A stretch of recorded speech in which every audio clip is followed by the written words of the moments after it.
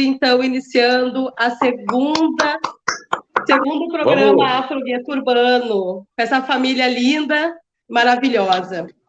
Então, o nosso programa Afrogueto Urbano é um programa de opinião forte, de música, poesia, slam, informação, cultura, debates e reflexões sobre temas que fazem parte das periferias brasileiras, né, de todo o nosso país.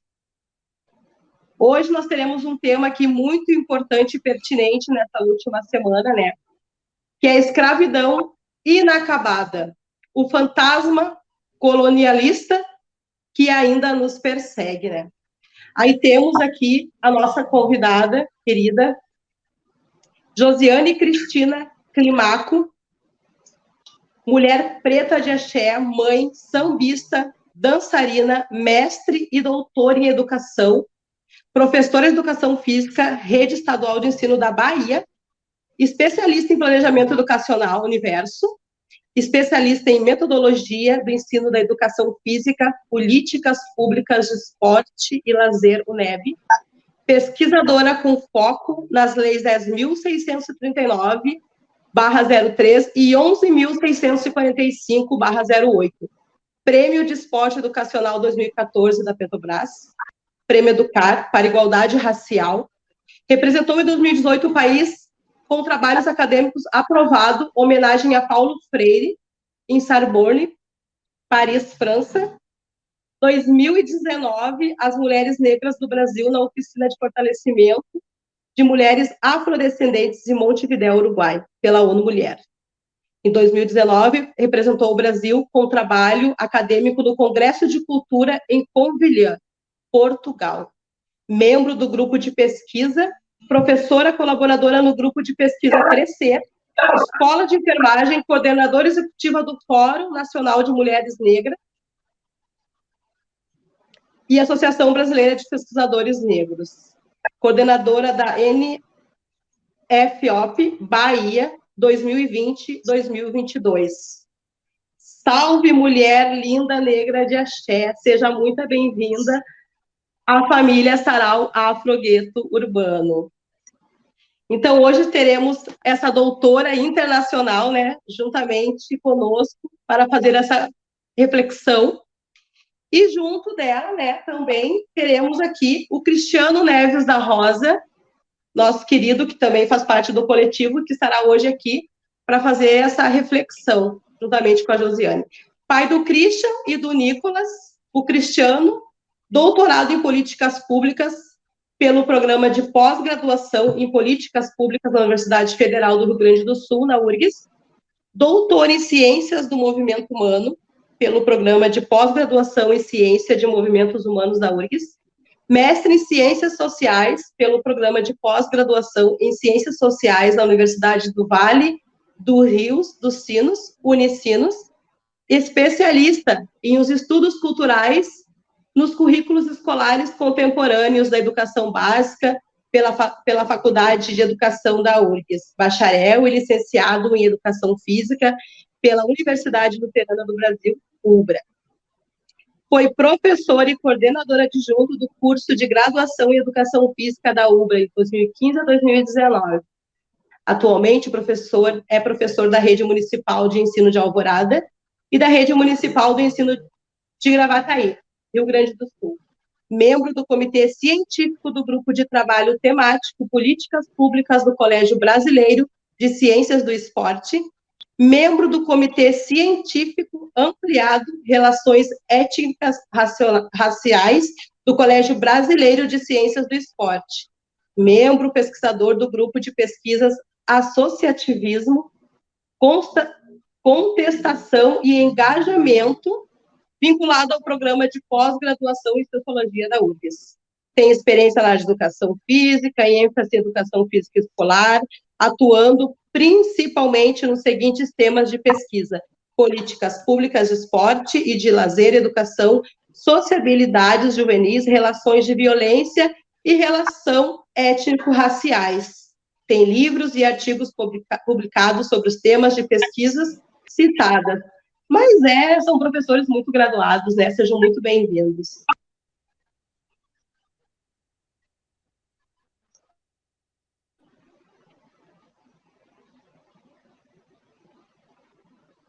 Vou me apresentar, né? Sou Egéria Barbosa, membro do Sarau Afrogueto Urbano, né? Eu sou filha de Índia, pai negro, tenho 1,60 m, estou com uma bandana vermelha, né? Nós temos aqui também, junto na nossa bancada, a Carol, a polaca, que é nossa tradutora de Libras, língua brasileira, né? E temos também, que participa do projeto também Sarau Afrogueto Urbano, o José Antônio, técnico de enfermagem e idealizador do livro 20 Poemas para Novembro. E o Mano Ox, rapper, ativista social e estudante de gestão pública pela Unilacel. Né? Agora nós teremos o Mano Ox cantando um bom rap para nós. Salve, salve! Esse é o Sarau Afrogueto Urbano, cara. Que legal, hein? Mais um programa e a gente aqui, né, reunido para falar sobre cultura, falar sobre poesia e para falar também sobre temas pertinentes aí dentro da nossa sociedade, né? Vamos estar falando, né, com 2 especialistas aí, né, no assunto, onde a gente vai estar debatendo e levantando algumas questões aí para poder elucidar aí a todos que estiverem assistindo aí o nosso programa Afrogueto Urbano. Vamos de poesia? Olha só, tem uma poesia de uma música nova aí que eu fiz recentemente, vale muito a pena prestar atenção nessa letra. Ela fala mais ou menos assim, olha só. Água mole em pedra dura, tanto bate que fura, nossa mensagem no rap liberta e educa. Quantos mano acordaram depois que ouviram rap? Quantos poetas surgiram porque escreveram rap? O rap que toca dentro da favela é a fé de um povo quando acende uma vela para Cristo, para Deus, para nossa mãe Emanjá. Acende uma vela branca para o nosso pai Oxalá. O rap tocou bem fundo o meu coração, me despertou a consciência, me deu a visão, me mostrou que o ser humano sempre esteve em guerra, ambicioso e nocivo para o planeta Terra. O rap, para mim, tem sido um alimento de visibilidade, de empoderamento. É a nossa defesa, é o nosso ataque. O rap prepara o guerreiro para o bom combate. Eu dobrei meus joelhos, fiz um juramento. Enquanto eu viver, o rap será um tormento. Aqui ou ali ou em qualquer lugar. Aonde nós estiver, inclusive aqui no Sarau Afrogueto Urbano, o rap lá estará. Lindo demais, Mano Lopes, rapper, ativista, idealizador desse projeto maravilhoso que é o Sarau Afrogueto Urbano. Agora eu gostaria de dar a palavra, né, ao nosso querido professor, o Cris, juntamente com a nossa querida Josiane, para abrir essas reflexões, esses debates que nós estamos com muita sede desses conhecimentos. Fique à vontade, Cris. Boa noite a todos e todas. Primeiro, agradecer aí o espaço e a oportunidade de poder falar de um assunto tão importante, tão sensível e que é necessário que seja debatido e qualificado. Manifestar aqui a minha alegria em dividir esse espaço com a minha companheira de lutas, a professora Josiane Cristina Clímaco, né? Estamos aí já há um bom tempo, né, Josi? Lutando aí, né, para que nós possamos pensar num amanhã melhor do que hoje está sendo. Né? Bom, eu vou dar início aqui à minha fala, né? Eu preparei um pequeno texto para poder orientar a minha fala.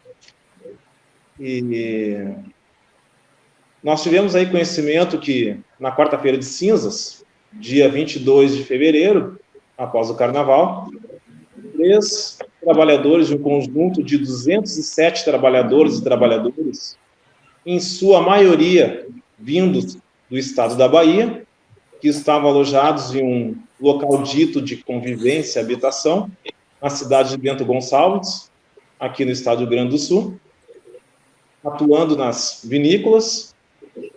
Eles conseguiram fugir para a cidade de Caxias do Sul e denunciaram as condições degradantes que estavam submetidos.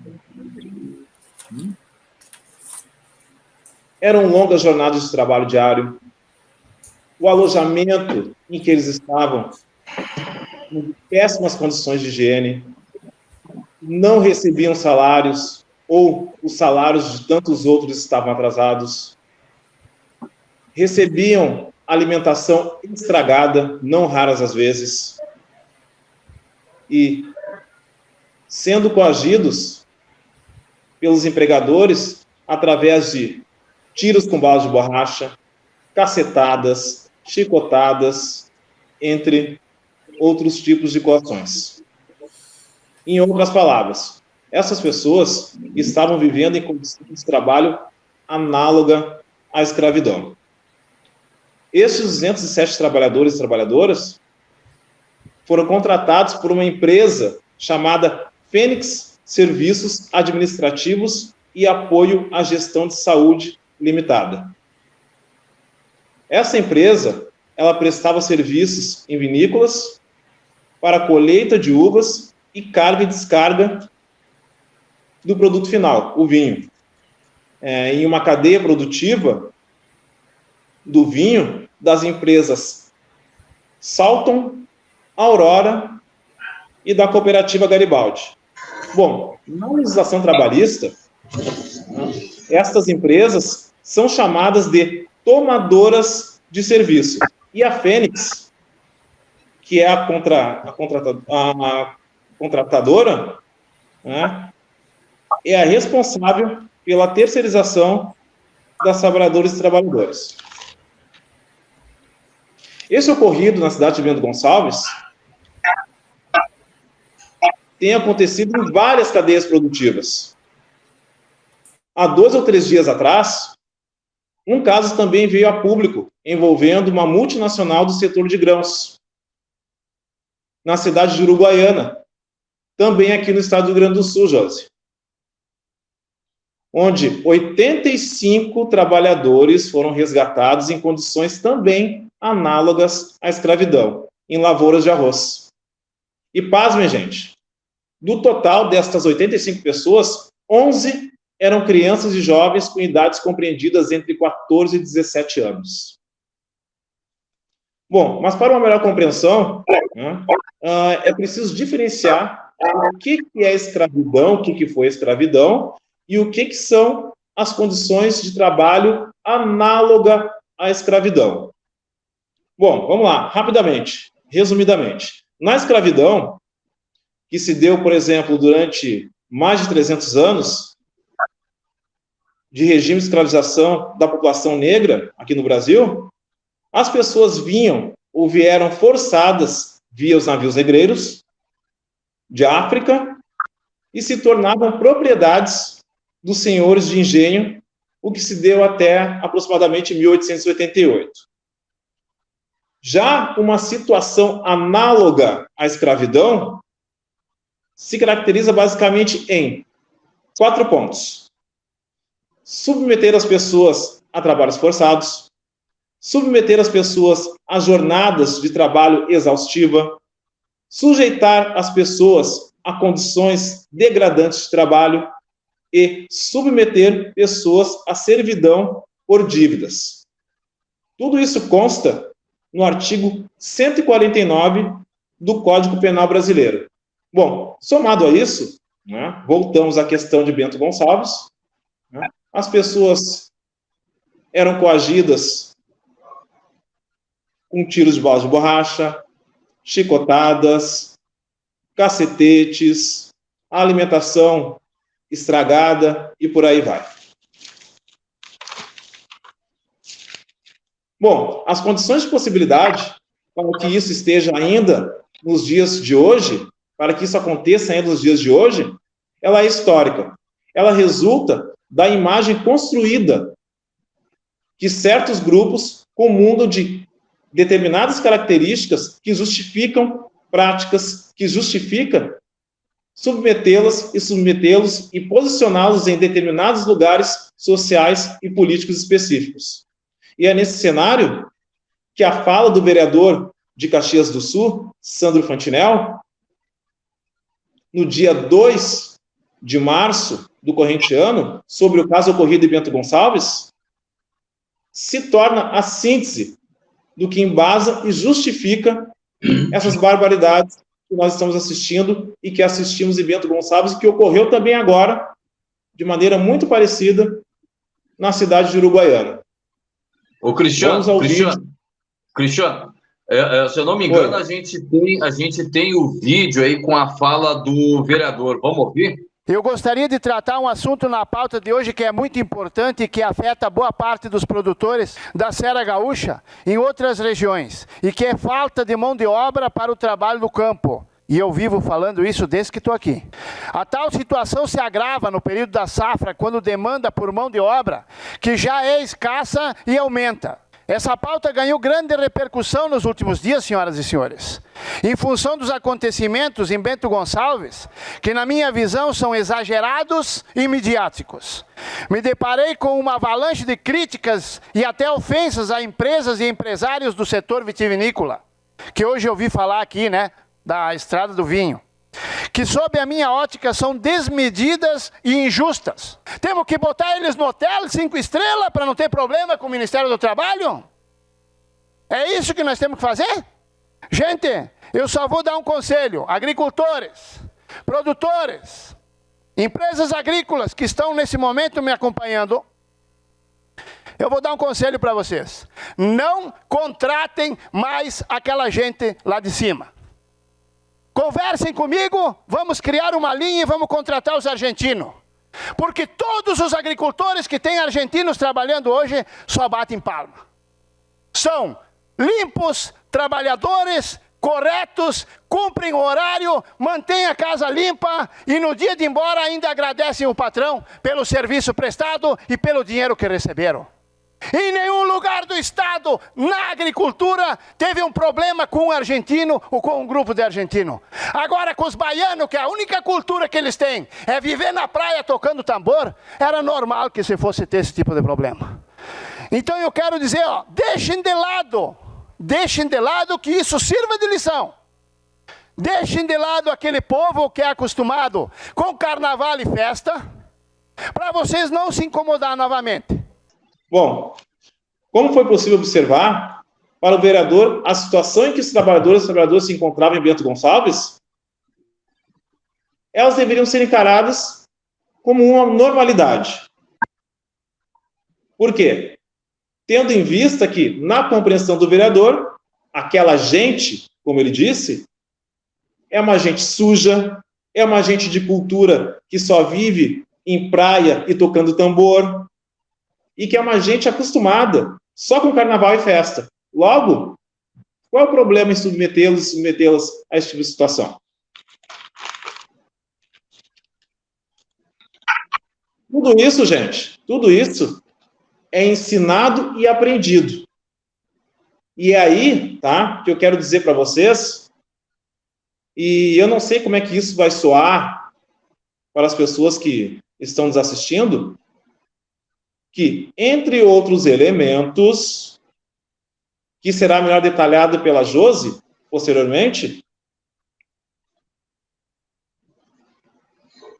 a educação possui um papel central nesse processo. Porque o que acontece? Nós temos a ideia, de um modo geral, de que a educação ela é emancipadora, de que a educação ela salva a população de todos os males, mas não necessariamente. Eu quero dizer para vocês, né, que se não fosse a educação também, o racismo não teria como se reproduzir. O racismo também foi historicamente se reproduzindo por meio das políticas educacionais. E por que eu estou sinalizando isso? Porque a raça é uma tecnologia de governo. Por que é uma tecnologia de governo? Porque é por meio da raça que a gente pode estabelecer e justificar meios de intervenção, meios de controle dos corpos, dos corações e das mentes das pessoas, e todo tipo de subjugação de toda a ordem. E como se faz isso também? Como se fez? É através do que alguns autores chamam de aparelho ideológico do Estado. Por exemplo, a escola. Nós temos os chamados aparelhos repressores do Estado, que pode ser entendido como a polícia, e temos os chamados aparelhos ideológicos do Estado, que se manifesta por meio da escola. Então, o racismo, nesse sentido, é uma questão político e econômica. Por isso que é uma tecnologia de governo. Por isso que o racismo, ele é estrutural. Então, ou seja, na sua gênese, a educação tem uma função de civilizar as pessoas. A educação tem a função de mostrar que existe uma ordem social, existe uma determinada ordem social, um ordenamento social. E nesse contexto, a educação serviu para preparar aqueles que deveriam estar aptos para viver na República do pós-abolição. Então, nesse cenário, nós tivemos educadores, professores que contribuíram significativamente para a proliferação do chamado racismo científico. Vou dar exemplos aqui de educadores que, inclusive, são muito respeitados no meio educacional. Nina Rodrigues e Silvio Romero. São 2 exemplos. Pesquisem. Bom, em seguida, com Getúlio Vargas, gaúcho, aqui do Rio Grande do Sul, que assumiu a presidência do Brasil nos anos 1930, veio o processo de industrialização do país, no chamado Estado Novo. E é nesse cenário do Estado Novo que nasce também a ideia de democracia racial. Resumidamente, o que é a ideia, o que é essa ideologia da democracia racial? É uma ideologia que está na base do pensamento econômico e social do Brasil. E que, resumidamente, é o seguinte, apesar dos conflitos entre brancos, negros, indígenas, enfim, nós conseguimos aqui no Brasil construir uma dinâmica de uma boa convivência. E é deste pensamento que a ideia é que, no fim das contas, a gente acaba aprendendo uns com os outros na nossa vida em coletividade. E é nessa boa convivência que brancos, indígenas e negros, que o Brasil pode progredir e prosperar. A chamada ordem e progresso que está registrado na nossa bandeira nacional. E como disse o professor e o jurista, e agora atual ministro dos Direitos Humanos, Silvio Almeida, nessa ideia de democracia racial, é preciso, é necessário e é importante respeitar as tradições, para que o Brasil possa usufruir o que ele tem de melhor. E o que é que o Brasil tem de melhor? Nessa ideia, nessa ideologia da democracia racial. É aquela coisa do negro que dança, o negro que é alegre, o negro que produz o samba, e o branco, que é o intelectual, que é o que ordena, que é o que chefia, que é o que organiza as coisas. Ou seja, se instituiu no imaginário social brasileiro essa ideia, e de que isso tem que ser conservado e preservado. Assim, é um processo de progresso, assim, conservador, digamos assim. Então, para que vocês tenham ideia, da perversidade disso, do que isso continuou gerando, dos efeitos nefastos disso até os dias de hoje,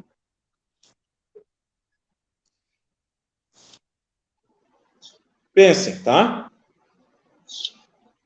No campo, nos lugares mais afastados, não tem que ter legislação trabalhista, por exemplo. A legislação trabalhista, e essa ideia se sustentou até a Constituição Federal de 1988, a legislação trabalhista, ela tinha que estar garantida somente na cidade. E é com essa ideia toda, né, que a população, né, se manteve submetida, se mantém submetida até os dias de hoje, né? E a educação tem um papel central nisso.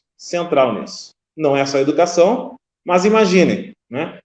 Quantos professores, quantas professoras, quantos educadores, quantas educadoras foi preciso mobilizar para que essa ideia de democracia racial pudesse prosperar e sustentar até os dias de hoje. Temos exemplos, nós passamos por isso. Na escola, não se falou e não se abordou adequadamente a questão da escravização da população negra, a história como ela deveria ser contada e ensinada não foi. O que a gente aprendeu na escola é que a população negra era escrava e ponto final.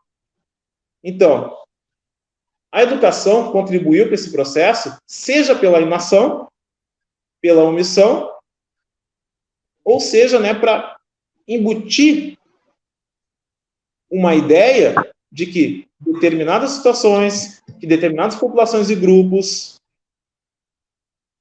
deveriam, sim, se submeter, serem submetidas a determinadas práticas, ser submetidas a determinadas situações, porque são grupos subalternos, são grupos posicionados em uma subcategoria.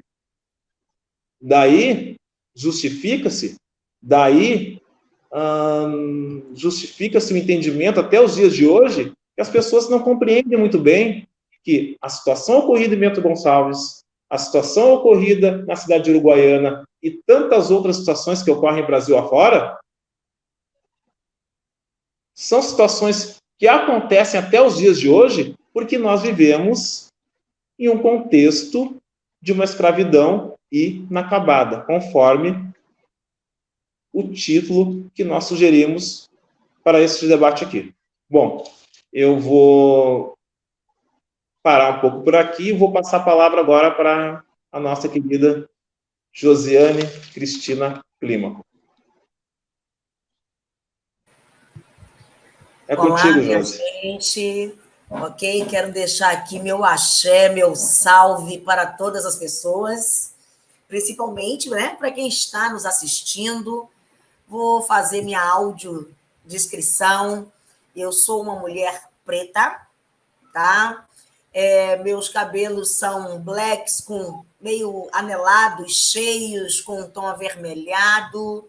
Eu estou com uma bata africana, um colar de búzios, uso óculos.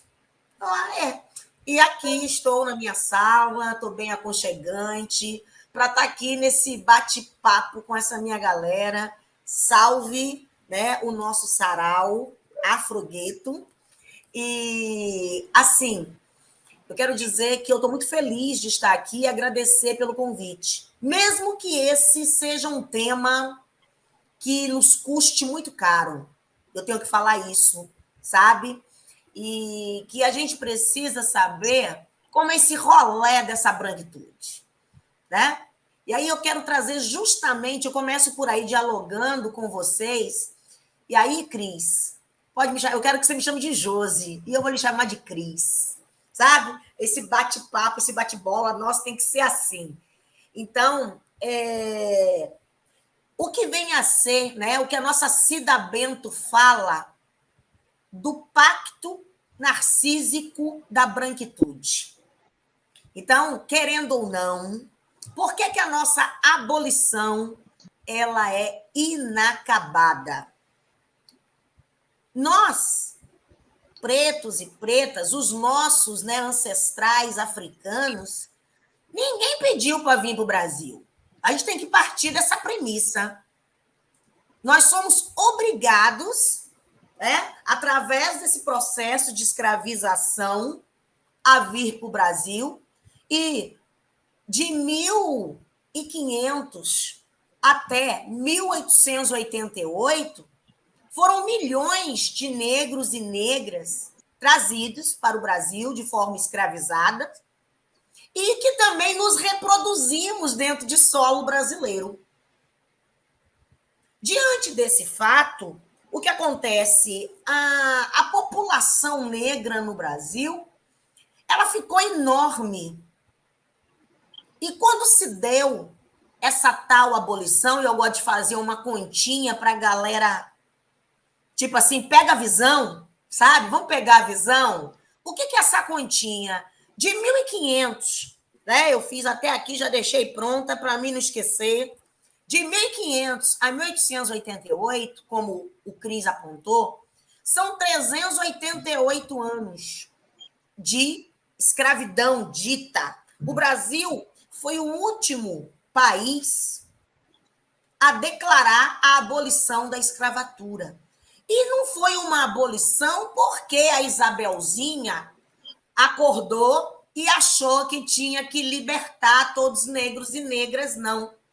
A gente tem que entender que o mundo passa, né? É um movimento do modo de produção. Então, a gente estava passando, saindo de um modo de produção escravagista, né?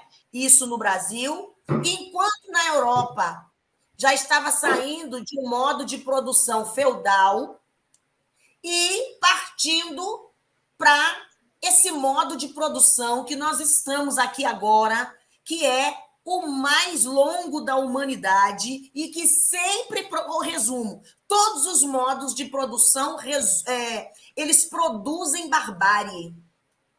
O jogo de quem tem mais poder faz parte em todos os modos de produção. Então, ou seja, o capitalismo é da mesma forma. Então, enquanto na Europa estava tendo uma Primeira Guerra Mundial, né, onde já se colocava essa mudança, a entrada das indústrias, o Brasil ainda tinha mão de obra escravizada.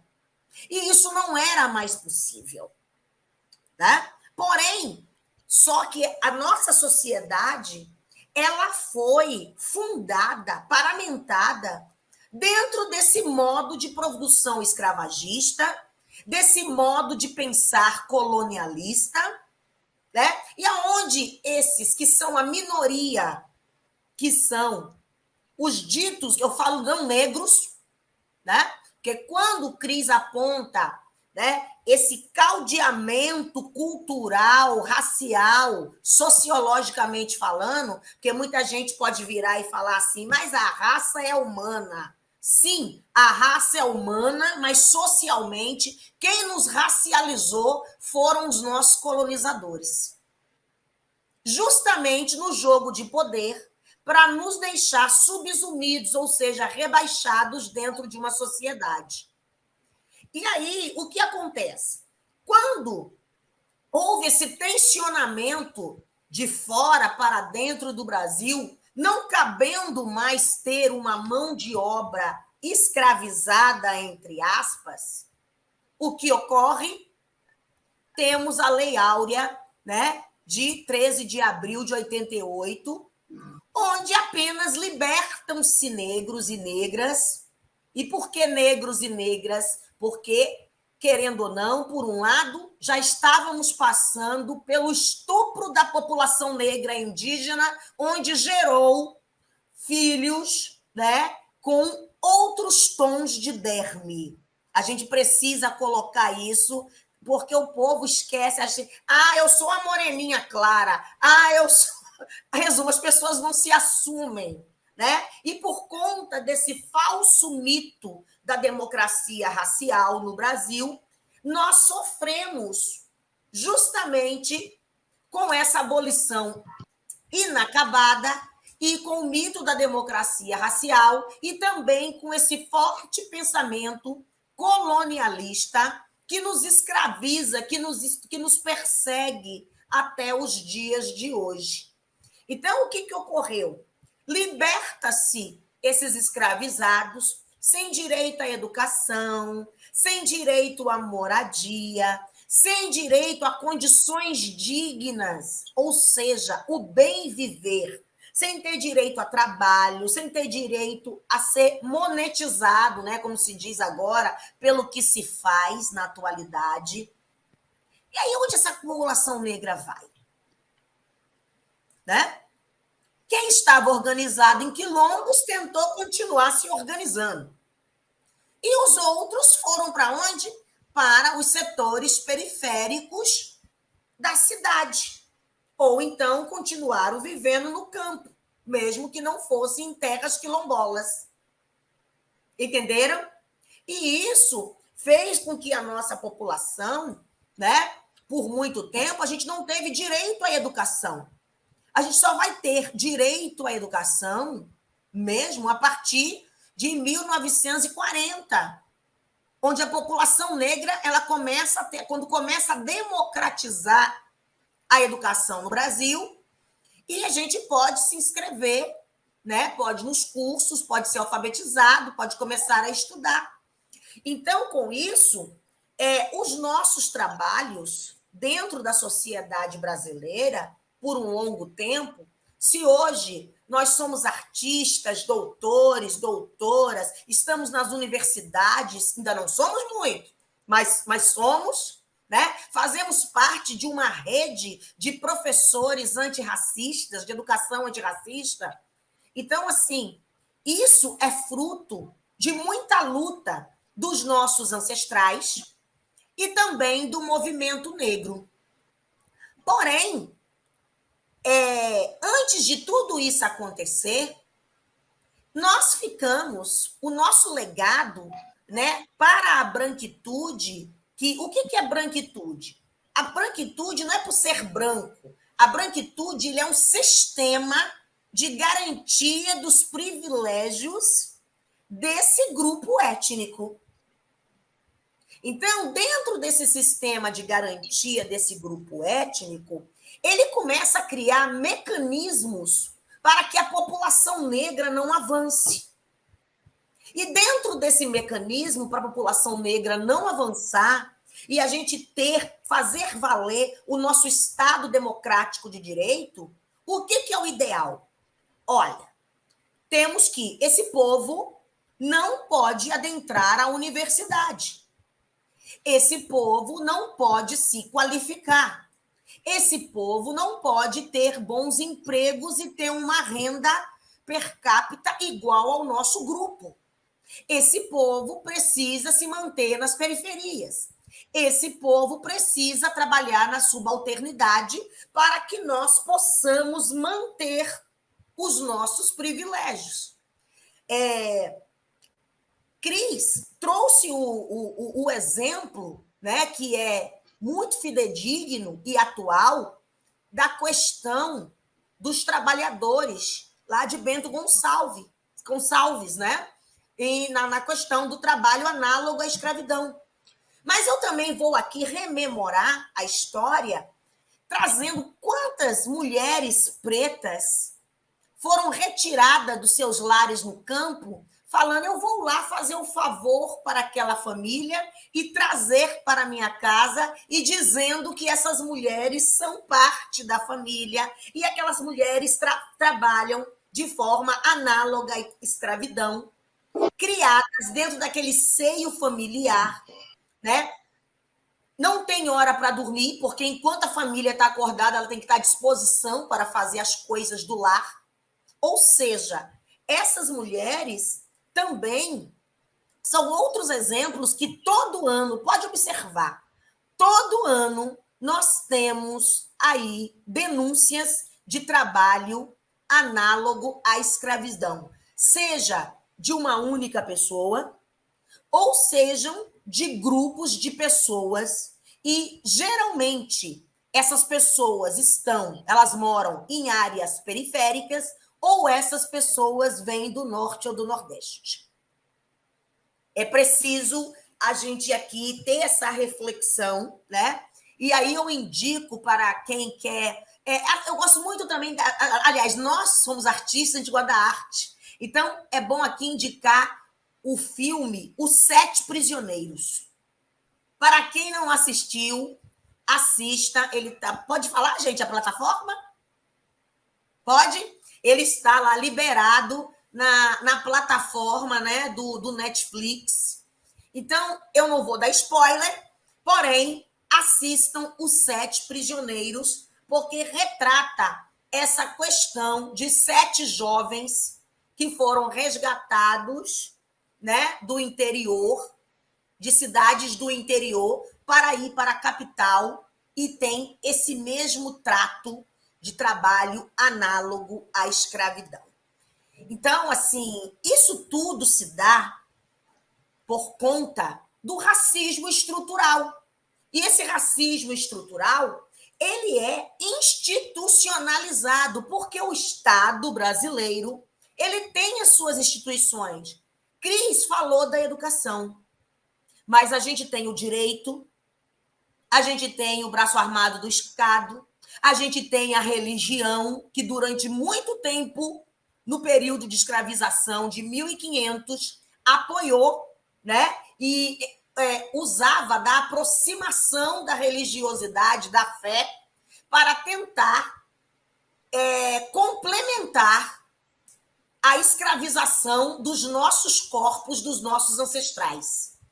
Então, antigamente, e hoje, e isso tudo forma o quê? Com tudo isso, além desse racismo estrutural, institucional que perduram, ou seja, essas instituições servem ao Estado, né, para institucionalizar o racismo, a gente vem composto de vários racismos que estão embutidos. Na educação, o racismo científico, na religião, o racismo religioso, não é isso?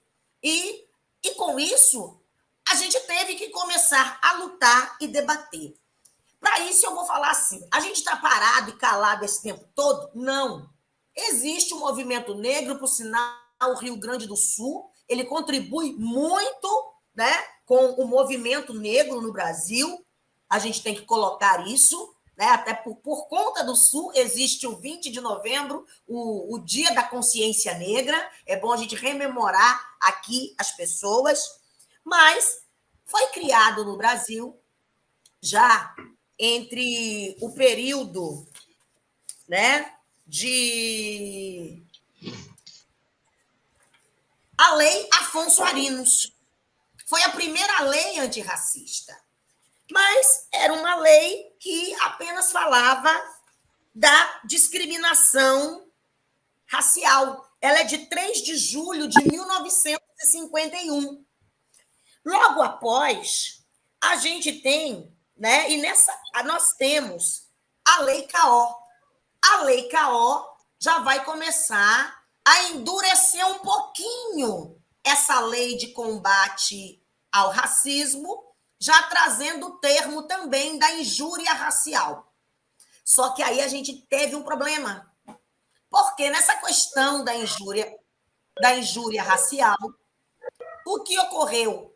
Todas as vezes, né, como eu te falei, o Estado, ele tem seus braços institucionais. Então, se alguém sofre o racismo e se alguém sofre essa questão do trabalho análogo à escravidão, quando você chega para poder denunciar, para poder prestar queixa numa delegacia, as pessoas não querem configurar como um crime de racismo. Essa é a grande questão. Então, eu sempre falo, né? Aí vem minha opinião mesmo enquanto militante, é de perceber que precisa doer no bolso das pessoas e as leis precisam ser duras e essas pessoas que cometem esses crimes, elas precisam pagar por esses crimes na cadeia ou então ser de forma inafiançável. Sabe? Para mim tem que ser assim, porque só desse jeito nós vamos poder combater o nosso racismo. Por um outro lado, a gente tem a lei de trabalho contra a escravidão, que também é dentro do século XIX e que ela século XX, e ela está completando agora em dezembro 20 anos a lei contra o trabalho escravo. Ela completa em dezembro 20 anos. O que acontece? Por que as pessoas fazem isso? As pessoas fazem isso porque o racismo ele é naturalizado dentro da nossa sociedade.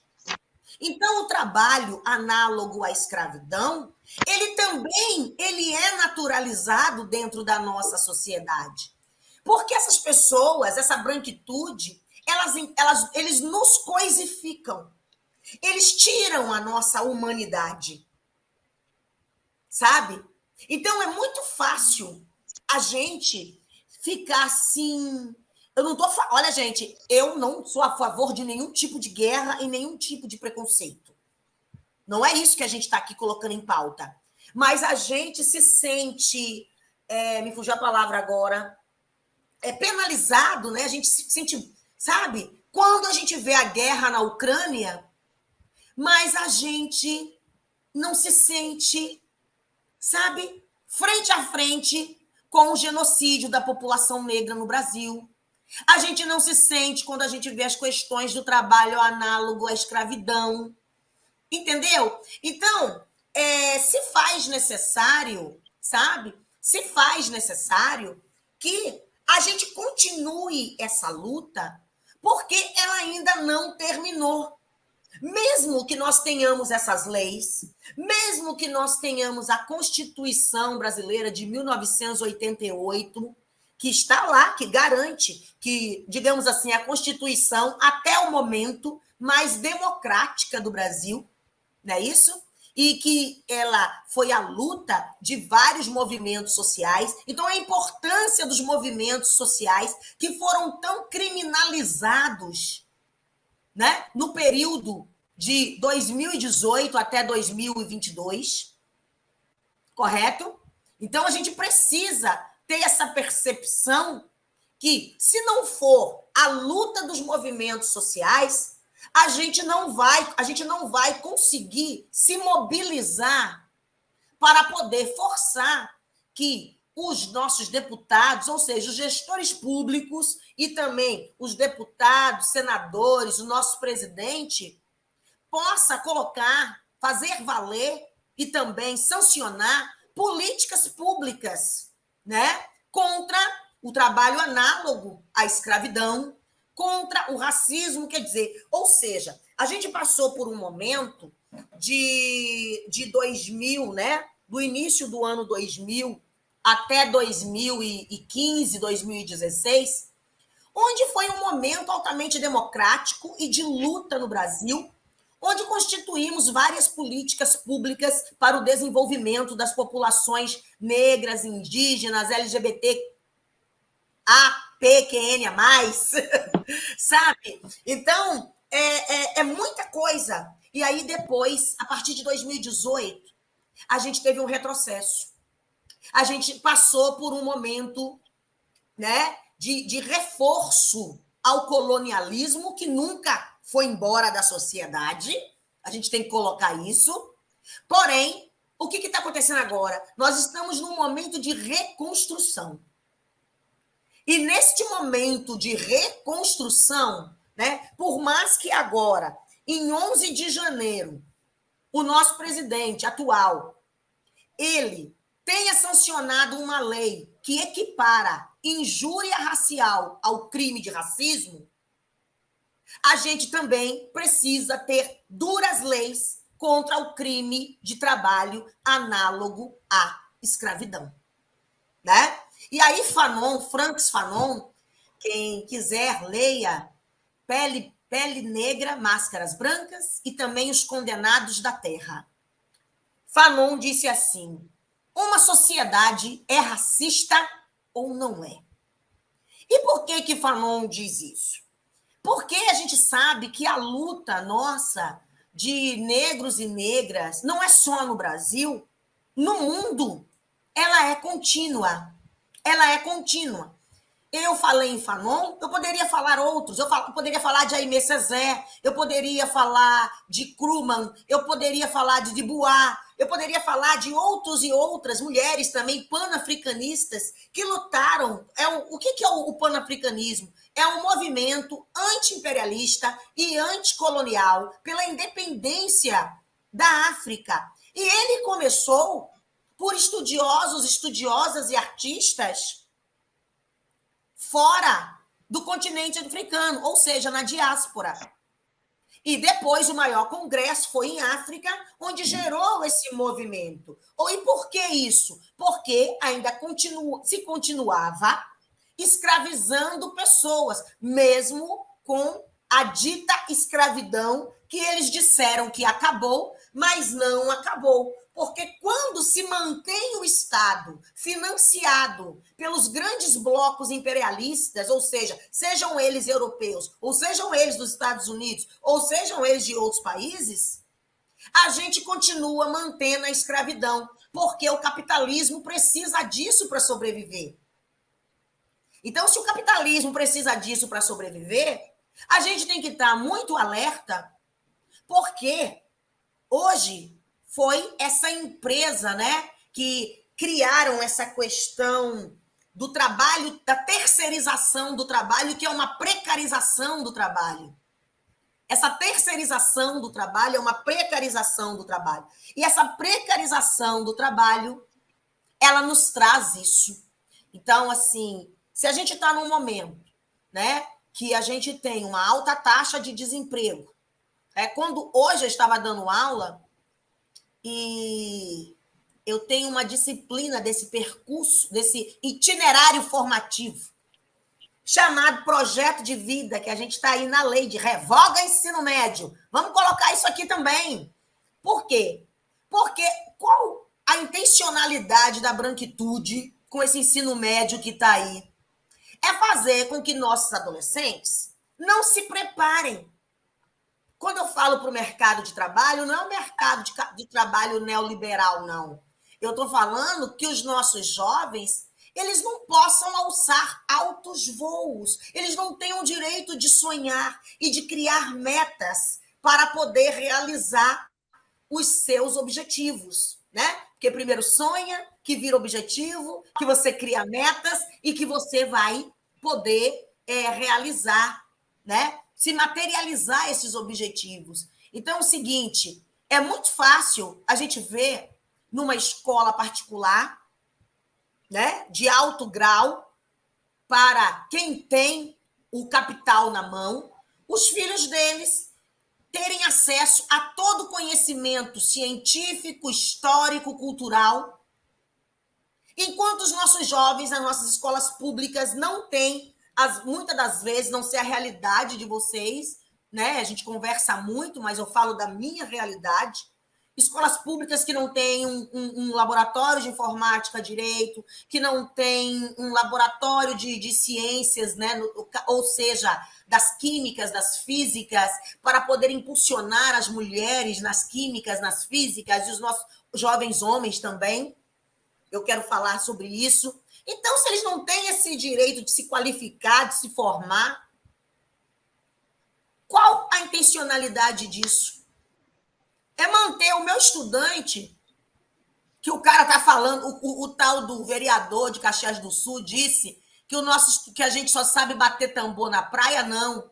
O nosso estudante também está lá, sendo escravizado, trabalhando de 8 da manhã até o horário que fecha a barraca na praia, e ele não tem direito a uma diária, muitas das vezes. Em maioria das vezes, esse estudante, ele ganha, sabe o quê?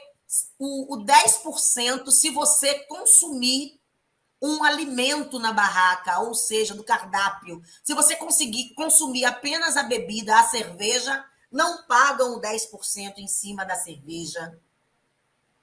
Então, esse cabra aí, ele não conhece nada, ele não sabe de nada, sabe? Ele não sabe de nada. Ele tem que respeitar o povo brasileiro, que é forjado na luta, é forjado no emprego, é forjado, até porque a população negra, desde que chegou nesse país, ela trabalha. A mulher e o homem preto nunca deixou de trabalhar nesse país.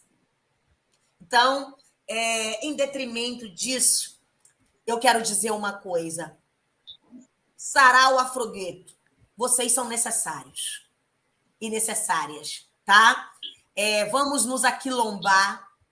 Agradeço, Cris, pelo convite, Sarau, Afrogueto, pelo convite. e tamo junto. Me chame que eu venho quando vocês quiserem.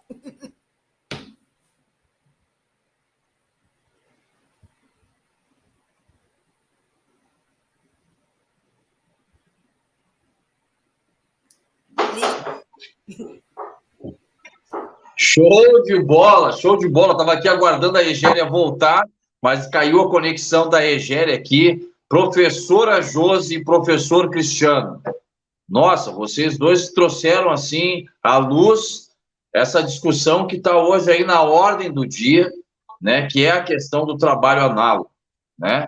A gente tem visto isso mais frequentemente, mas na verdade isso nunca deixou de acabar, como foi dito aqui, né? A escravidão nunca acabou. E, consequentemente, o nosso povo preto é o povo que mais sofre com isso até os dias de hoje. Recentemente, essa semana, foi ontem, não lembro bem, né, o presidente Lula, num dos seus comentários, falou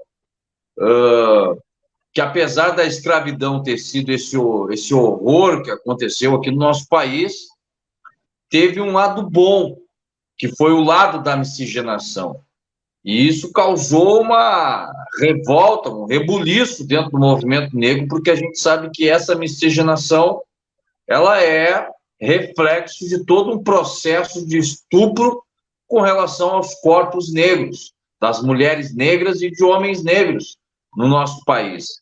Eu queria que a senhora e o professor Cristiano pudessem falar um pouquinho dessa fala do presidente Lula. Posso começar? Eu ouvi, o que eu tenho que dizer é o seguinte, não passo pano, tá? Isso mexeu muito conosco e comigo enquanto mulher preta, mas aquilo que a gente está debatendo, a gente precisa passar por um letramento racial. Não adianta só criticar, é preciso também dar as vias de. Então, a nossa luta é por um letramento racial. E é por isso que existe a Lei 10.639/03. E hoje, né, a gente sempre vai falar da Lei 10.000 porque ela é uma luta do movimento negro, então é uma questão política, sabe? É uma resistência política falar da Lei 10.000, com 20 anos agora, em 2023. E a 11.645, que é modificada, né, que unifica a 10.000 e a 11.000, que é a obrigatoriedade do ensino da história e da cultura africana afro-brasileira e obrigatoriedade do ensino da história e cultura africana indígena. Mas é necessário falar que o CNE, o Conselho Nacional de Educação, em 2004, através de sua presidenta, nossa querida Petronília, também aí do Rio Grande do Sul, sabe? A nossa Petronília Beatriz, eles também tiveram uma luta, que foi, a partir do parecer do CNE de 2024, tornar obrigatório que as universidades, tanto no campo das graduações, ou seja, não é só nas licenciaturas. Então, médicos, doutores, o povo do direito, esse povo todo tem que passar por um letramento racial. Então, por isso é importante a educação para as relações étnicos-raciais, na formação dos profissionais, na formação dos políticos, na formação das nossas crianças na escola. E aí, assim, né? O nosso presidente tem que ser puxado a orelha, porque a miscigenação, como pelo contrário, ela é fruto do estupro e ela alimenta o discurso da falsa democracia racial e que a gente sabe, na hora que a gente vai procurar um emprego, que isso não existe. Apenas para dar um exemplo. Gratidão, Jorge. Gratidão. Essa fala manifestada pelo presidente, ela vai muito na direção, né, do que eu já vinha comentando, e a Josi agora bem retomou, que é desse falso, né, desse mito da democracia racial. Né? Isso foi muito abordado, né, foi muito trabalhado por Gilberto Freire, né, um clássico, né, os estudos sociológicos, né, tem uma obra chamada Casagrande Senzala, né, que trata exatamente disso, né, dessa ideologia, né, dessa ideia de democracia racial, que também, entre outras coisas, né, se tem a ideia, né, de que a miscigenação ela é positiva, que é saudável, mas o que acontece? Né? Nós não podemos esquecer desta perversidade que está posta por trás disso, né, dessa miscigenação perversa, na marra, resultado de estupros. Né? Então, com certeza, né, ele tem que ser puxado a orelha, né, mas entender que esse tipo de fala, e aí retomo, né, ela está muito vinculada, né, à educação também como protagonista desse processo. E aí, quando eu faço aqui alguma crítica à educação, porque eu sou professor, né, ou alguns chamam de educador, enfim, é entender o paradoxo da educação. A educação transforma? Sim, ela transforma. Mas a educação ela pode ser também uma ferramenta demasiadamente perversa. Pode ser uma ferramenta que sustenta e mantém determinadas práticas. A educação, ela pode também ser uma ferramenta que, se a gente não ficar atento e procurar atuar de outras formas, ela vai continuar também trabalhando e sendo um braço para a reprodução do racismo ad eterno. E aí, nós temos que também pensar nas positividades da educação. Nós temos aí a Lei 10.639 de 2003, né, que trata do ensino da história da África e da cultura afro-brasileira, complementada pela Lei 11.645 de 2008, que trata do ensino da história da África, da cultura afro-brasileira e indígena, ou seja, em outras palavras, é a ideia da promoção de uma efetiva educação para as relações étnico-raciais. Por que que isso é importante? Uma educação para as relações étnico-raciais feita de maneira efetiva. Ela vai contribuir significativamente para que a gente possa ruir e fragilizar essa estrutura que organiza a vida social, o chamado racismo estrutural. E as leis 10.609 de 2003 e 11.645 de 2008, ela existe graças ao movimento negro. Obviamente que nós tivemos um governo que foi sensível, acolheu e promulgou a lei, mas ela é resultado da luta histórica das nossas pautas e reivindicações históricas. Graças ao movimento negro, nós temos essas duas leis que, por meio da educação, nós podemos pensar em um Brasil futuramente mais generoso, mais equânime, mais igualitário. E daqui a pouco pensar, não de maneira ideológica, mas pensar, perspectivar, sim, quem sabe, uma futura democracia racial, mas não de maneira ideológica, como foi proliferada, né, pelos intelectuais lá do início do século XX. É uma outra democracia racial, de outras formas. E aí a Josi também comentou sobre a lei de erradicação do trabalho escravo, que também é de 2003. Essa lei ela precisa ser retomada. Essa lei ela precisa ser efetivamente colocada em prática. Já que nós tivemos esse ato, e agora nós estamos aí no Lula 3, que o Ministério dos Direitos Humanos, o Ministério da Igualdade Racial, juntamente com o Ministério do Trabalho, enfim, possa elaborar estratégias para que isso se efetive na prática. Na prática. Enfim, né, basicamente é isso, acerca do ponto que tu nos provocou a pensar, mano. E, enfim, né, nós temos ainda muito, né, o que avançar, muito o que lutar, para que a gente tenha, né, um Brasil mais igualitário, mais equânime, com mais oportunidades, menos violento, menos bruto. E com menos jovens negros sendo assassinados no nosso país, né? Segundo a ONU, a cada 23 minutos, um jovem negro é assassinado, né? Então, isso é reflexo aí de tudo isso que a gente conversou aqui no programa Afrogueto Urbano.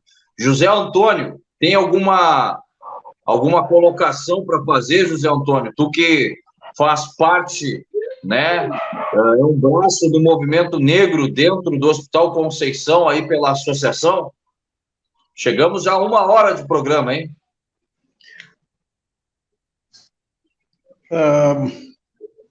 Bem-vinda, Josi, professor Cris.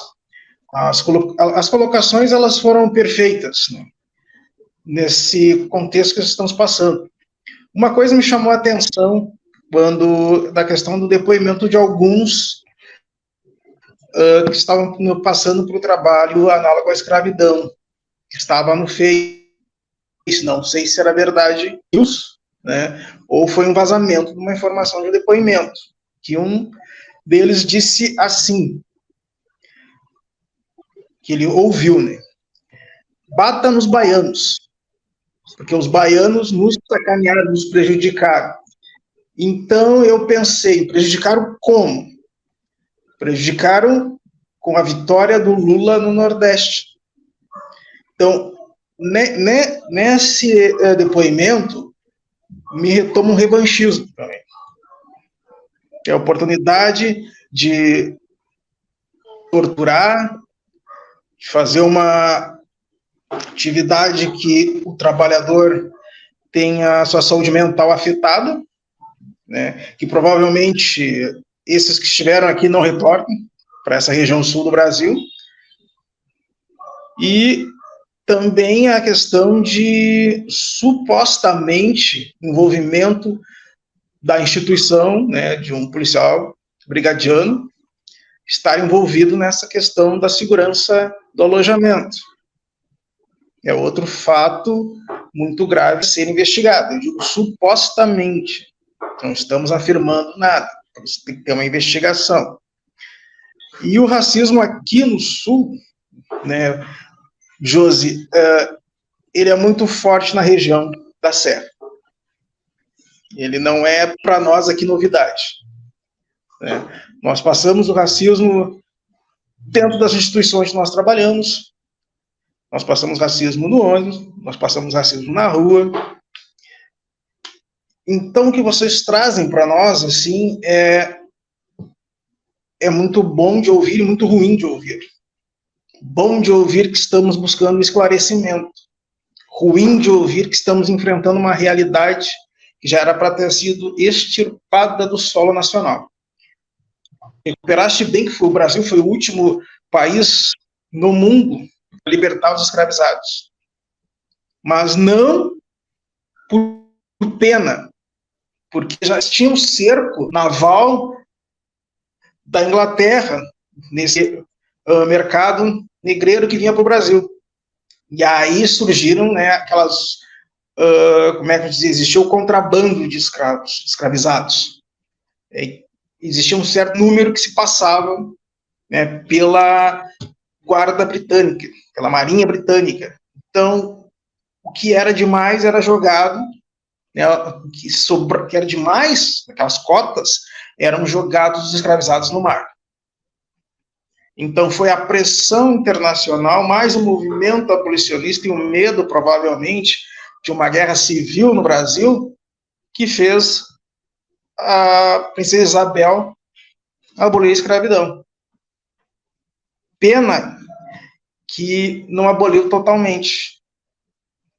Pena que depois da Segunda Guerra nós deixamos o espaço aberto para os neonazistas se instalarem no Brasil. Isso é uma verdade, a gente não pode também negar. Contigo, Egéria.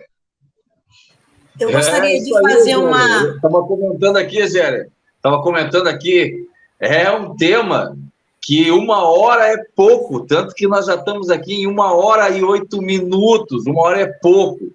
A gente já tem que ir para os finalmente do programa. Egéria, toma conta do programa daqui para frente, Egéria, manda ver. Só vou divulgar aqui da agenda cultural, rapidamente, vou ser o mais breve possível, uma oficina muito importante, que é a Terreira e Bairros, que está acontecendo na Bom Jesus, está acontecendo no Maitá e está acontecendo na Restinga.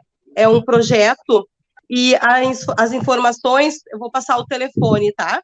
Porque é gratuita e aberta a todos os interessados a partir dos 15 anos, tá? Artes cênicas, teatro, expressão corporal, tá? Eu vou passar o telefone, então. É 51 30 28 13 58, tá bom? República, Oficinas, Terreiras e Bairros, tá? Quem quiser saber mais informação, o telefone. Então, quero mostrar rapidamente também aqui o livro do nosso querido Cris, né, de 2016. Deixa eu ver se estou conseguindo mostrar aqui. Que eu gostaria de ter mostrado antes, mas não consegui. O livro que foi lançado dele... Eu tenho esse livro, ganhei na mão e foi autografado pelo professor Cris. A Escola dos Pobres, né, que foi lançado o ano passado, aqui dentro do movimento do Sarau Afrogueto Urbano.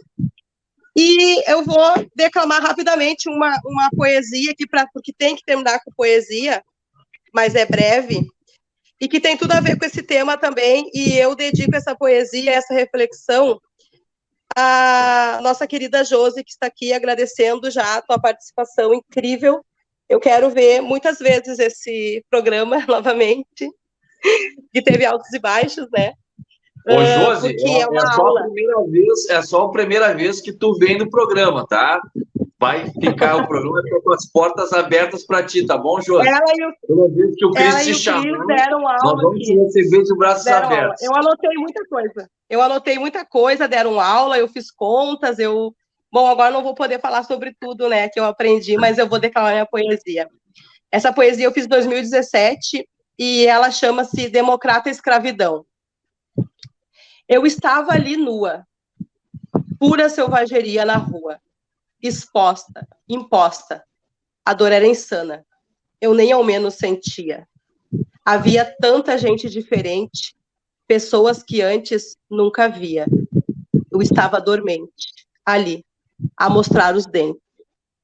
A língua examinada minuciosamente. Eu, negra linda, vinda de longe, outro continente. Ali, indigente. Meus seios fartos, meu corpo escultural, minhas carnes reluzentes, em pele negra, estava escrava. Visada e abusada, de tudo fui privada, aprisionada, enterrada viva. Minha vida já não era mais minha, calaram minha voz. Éramos tantos, tantos e tão sós. A angústia era rotina, o feitor, o relho, o tronco, o senhor, a tirania. As mulheres, as crianças, os abusos e a saudade da minha terra-mãe África gemia no meu peito e no olhar de todos nós. Eu sentia a dor e o vazio da minha África, mãezinha. Que aconteceu? Onde estou? Quem são vocês? Por que aqui estou? Na minha aldeia sou rainha, e as crianças com alegria vivem a me rodear. Tinha fartura e euforia os dias, nossos rituais, nossos ancestrais. As cores, os valores, minha pele, minha dinastia, minha alegria e força não se perderam, mesmo com o passar dos séculos. Minha história, minha resistência resiste e luta. A dor é árdua e contemporânea, assim como o meu coração, que está a suportar mesmo nos dias de hoje essa democrata escravidão. Se você sentisse a dor, se você sentisse o peso da mão do senhor feitor, 2023, no gosto do vinho fel, a sangria cruel. Nas nossas lutas, o luto.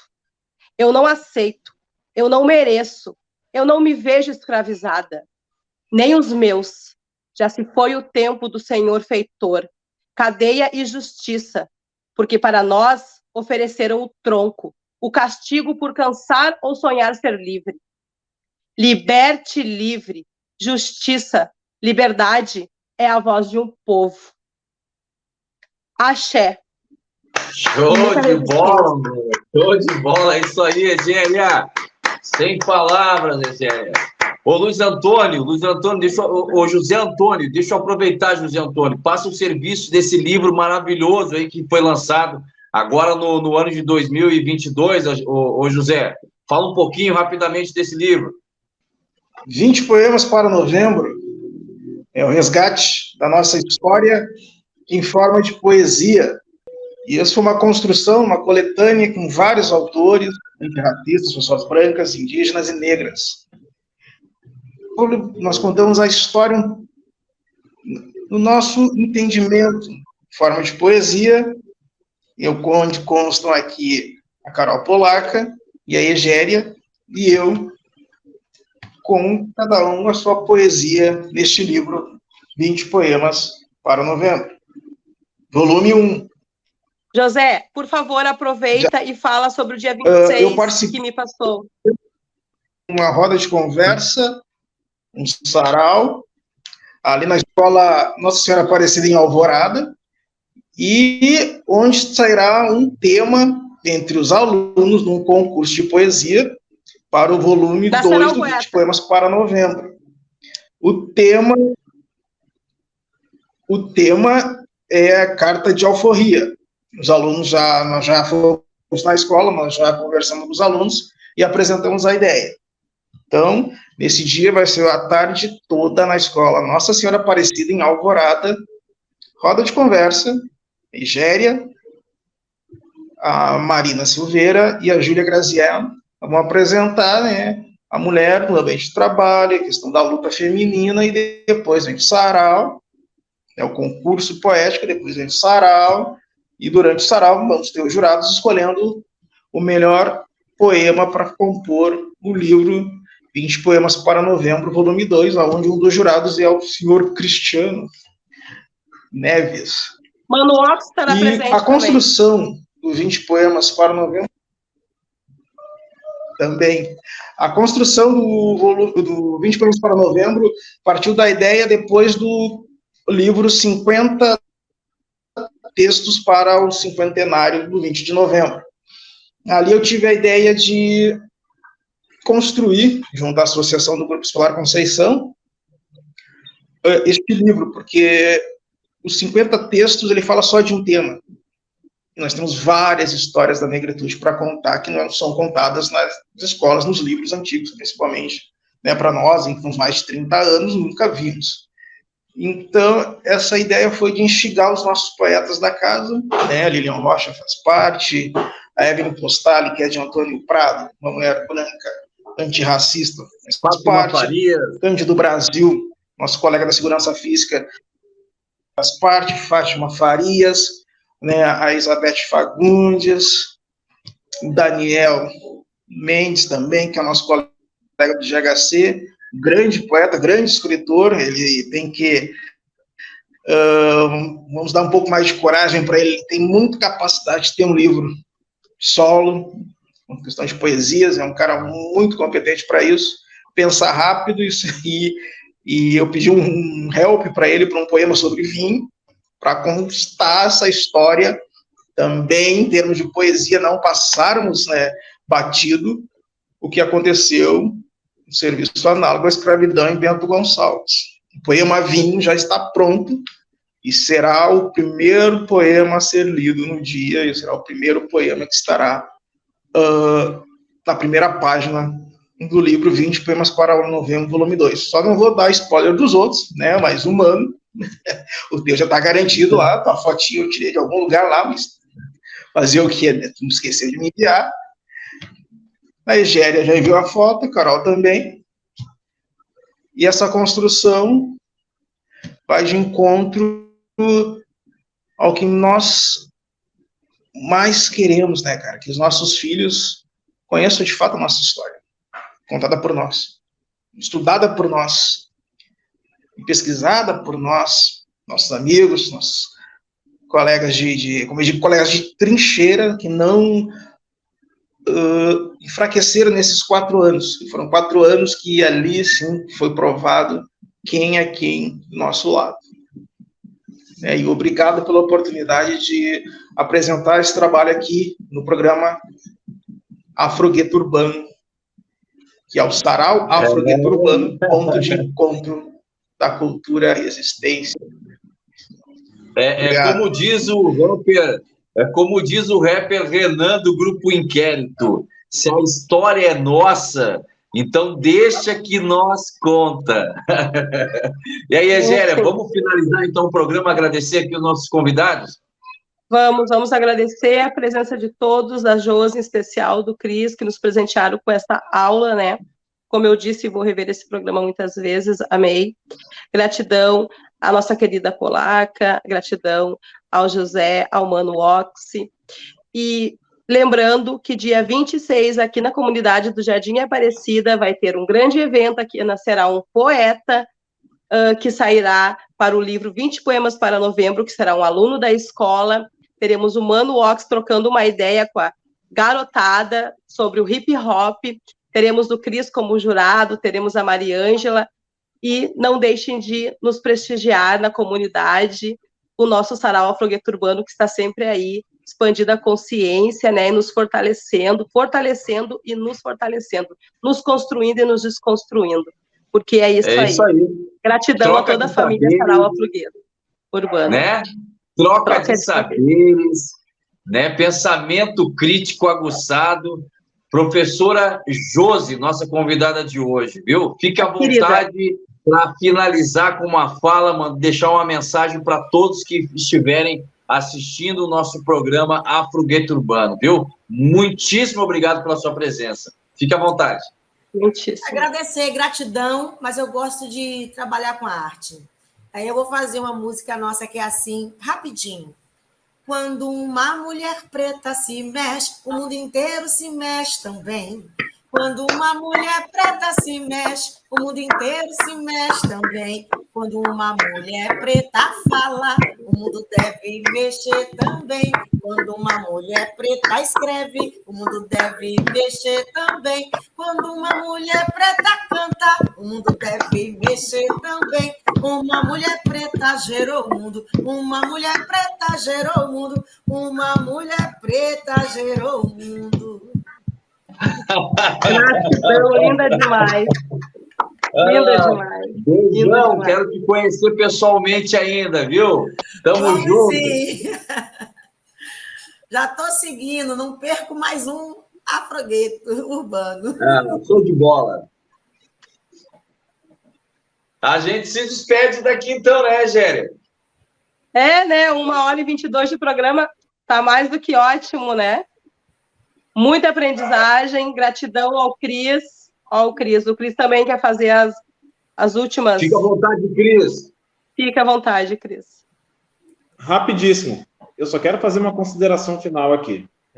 Mesmo eu tendo a compreensão de que a educação e a escola, elas são paradoxais, eu igualmente, eu acredito, e aí é uma opção política, por isso que eu sou professor, por opção política, é uma opção política ser professor, eu acredito que é por meio da educação que nós podemos construir uma amanhã melhor, distante das mazelas do racismo, distante das violências de toda a ordem.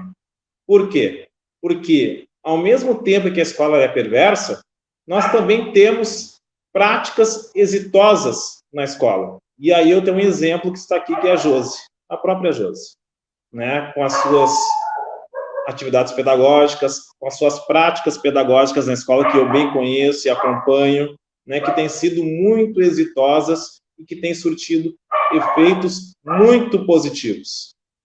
Então, e no esporte, não é diferente. O esporte campo esportivo, historicamente, ele é racista, ele é eurocêntrico, ele anula e apaga a história da população negra, mas também nós estamos conseguindo alguns avanços, né? De 2 anos para cá, nós mobilizamos um grupo de professores, pesquisadores de diversas universidades e instituições de ensino da educação básica, Brasil afora, e nós conseguimos nos mobilizar para criar o hoje GTT, Grupo de Trabalho Temático 13, dentro do Colégio Brasileiro de Ciência e Esporte, que é o Grupo de Trabalho Temático Relações Étnico-Raciais, né? O Colégio Brasileiro de Ciência e Esporte é uma instituição que foi criada em 1978, né, para discutir as questões do campo científico da educação física, né? Mas até então, nós não tínhamos um GTT que tratasse especificamente das questões da negritude. E aí nós conseguimos, no último biênio, criar esse novo GTT, onde nós, em setembro, teremos um primeiro encontro presencial, né, com a apresentação de diversos trabalhos, onde nós vamos discutir e aprofundar todas as questões que envolvem a educação, o esporte, a escola, a negritude, a temática étnico-racial, de modo geral. Então, são avanços que nós estamos aí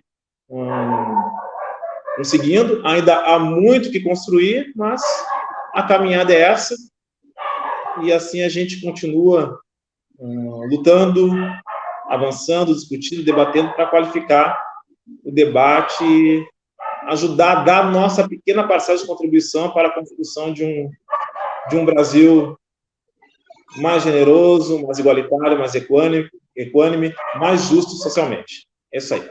Um abraço a todos. É desse jeito. Salve, Fazendo a luta, fazendo a luta dentro da periferia, fazendo a luta dentro do movimento social e principalmente nos dias atuais, nas décadas atuais, fazendo a luta de resistência e de reação dentro do universo acadêmico, né? Nunca foi tão importante os nossos intelectuais negros, as nossas intelectuais negras, né, fazerem, né, esse enfrentamento, porque a gente precisa disputar, né, o pensamento crítico das pessoas, precisa produzir pensamento crítico negro, e, acima de tudo, nós temos que disputar as narrativas, né, com a narrativa negra dentro da nossa sociedade para desconstruir, né, essa estrutura, esse arcabouço colonialista, né, imperialista, capitalista, né, que ao longo de todos esses séculos ele vem sendo predominante,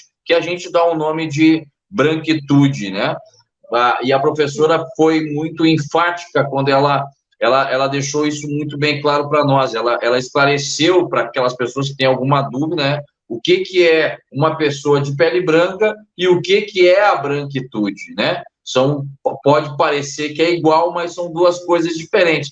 E a maior prova disso é aqui, ó, no nosso programa, né, a polaca, né, que é a nossa intérprete de Libras, né, intérprete de linguagem de sinais, é membro do coletivo Afro-Gueto Urbano, porque a gente acredita que nós não temos que nos fechar num gueto só de negros, porque a gente defende a igualdade racial, né, e a luta contra o racismo na sociedade, ela é do homem branco, ela é do homem negro, ela é da mulher branca, ela é da mulher negra, ela é da mulher indígena, dos nossos povos tradicionais. Ele é uma luta de toda a sociedade, né? E assim como Palmares, né, foi um espaço, um quilombo que agregava uma grande diversidade étnico-racial, né? Esse espacinho aqui, o Afro-Gueto Urbano, né, tem esse espírito, né, de agregar todo mundo, principalmente se estiver junto da luta antirracista. Então, muito obrigado, viu, Polaca, por estar fazendo, né, levando essa interpretação de Libras para o nosso povo que não escuta, e obrigado por tu estar junto com a gente aqui também, só fortalecendo, né, essa nossa luta. Isso é Afro-Gueto Urbano.